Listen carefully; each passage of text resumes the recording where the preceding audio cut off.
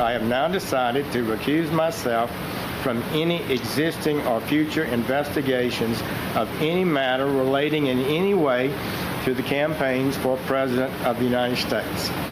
That was the recusal heard around the nation. Jeff Sessions following DOJ guidance to recuse from the Trump campaign Russia probe because he was conflicted and too close to it.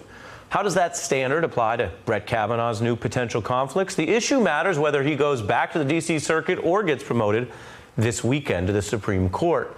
The first question facing Kavanaugh after last week is how should he approach cases of sexual misconduct that come before him on the bench when we know that faced with his own allegation, Kavanaugh went well beyond defending himself, which he has every right to do, but lashed out at senators from one party and even took up conspiracy theories. So litigants in his court may argue he violated the federal rules on judicial conduct, which bar the appearance of impropriety, defined broadly as conduct that leads reasonable people to think the judge's honesty, integrity, impartiality, or temperament is impaired. Did Kavanaugh's angry partisan defense impair his impartiality in future cases where a defendant's conduct is under scrutiny, just like his own?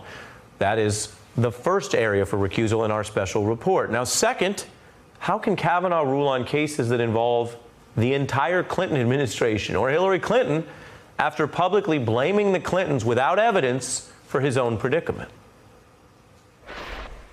This whole 2-week effort has been a calculated and orchestrated political hit, fueled with apparent pent-up anger about President Trump and the 2016 election, revenge on behalf of the Clintons, and millions of dollars in money from outside left-wing opposition groups. That is just rank partisanship, which these judicial rules forbid. Kavanaugh himself once said the most fundamental thing is avoiding even a semblance of that partisanship you just saw. You have to check those political allegiances at the door when you become a judge. You have to shed them. It's very important at the outset for a judge who wants to be an umpire to avoid any semblance of that partisanship. That's the first, probably most fundamental thing. The most fundamental thing. So how will Kavanaugh rule on cases that involve the Democratic senators doing their constitutional duty to vet him? After all kinds of laws that will come before his current court, the D.C. Circuit, or the Supreme Court, are wrapped up with those same senators. And Kavanaugh seems to view their scrutiny of him as an infringement of his rights, which importantly violates another federal rule for judges, stating a judge must expect to be the subject of constant public scrutiny and accept freely and willingly the restrictions that might be viewed as burdensome by the ordinary citizen. Future litigants can argue Kavanaugh did not accept that freely. He seemed very angry with the scrutiny and then called out senators on a partisan basis, saying they were embarrassing, and then he threatened consequences. The behavior of several of the Democratic members of this committee at my hearing a few weeks ago was an embarrassment. A Democratic senator on this committee publicly referred to me as evil. The consequences will be with us for decades. In the United States political system of the early 2000s, what goes around comes around. Yikes.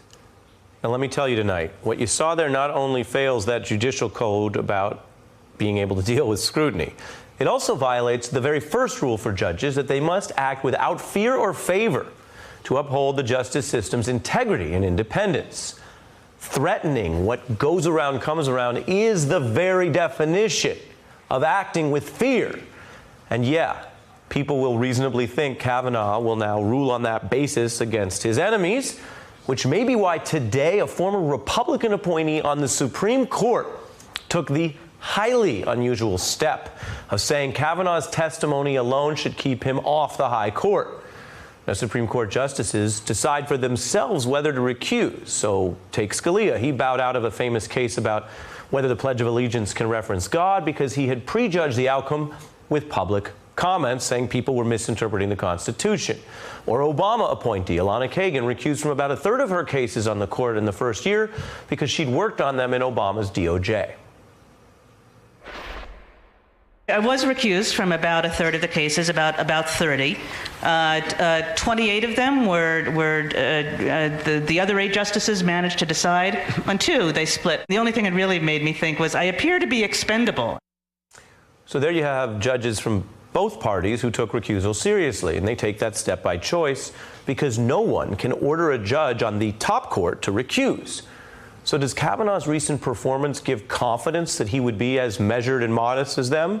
A man who publicly violated these several judicial rules I've showed you tonight could now be promoted this weekend to a post where he's the only one to decide whether to follow these rules he's been breaking. The Senate's got to consider what lessons to take from this, and whether Judge Kavanaugh will take the lesson that he got away with something. Will he act more or less restrained when he gets more power on a lifetime basis? Just as Jeff Sessions' recusal was so critical to the independence of the open criminal probe into the White House, Kavanaugh's ruling in a recusal from future cases involving Mueller could impact that entire probe. Now, he has also prejudged some of those issues. He wrote the indictment of a sitting president would cripple the federal government. Or take a look at how he raised his hand in 1998. How many of you believe, as a matter of law, that a sitting president cannot be indicted during the term of office? Kavanaugh raising his hands there, and that means he may not have such an open mind about those potential recusals the way Jeff Sessions did, or those past justices on the court. So, what do we know? Well, Kavanaugh was actually pressed on this very point about recusal. And he did something really important. He took the incorrect position that if he did announce a recusal from the Mueller cases, that would mean automatically he's not independent enough to be a good judge, which is an incorrect expression of the recusal standard. The moment you're about to see didn't get enough scrutiny. Take a look. Why not just announce right now that you will recuse yourself from any matters coming before the Supreme Court involving the Mueller investigation? All I would be doing is demonstrating that I don't have the independence of the judiciary, that is, of the judging that is necessary to be a good judge. Kavanaugh is wrong to say recusing from a case means you don't have the ability to be a good judge. It's actually the opposite.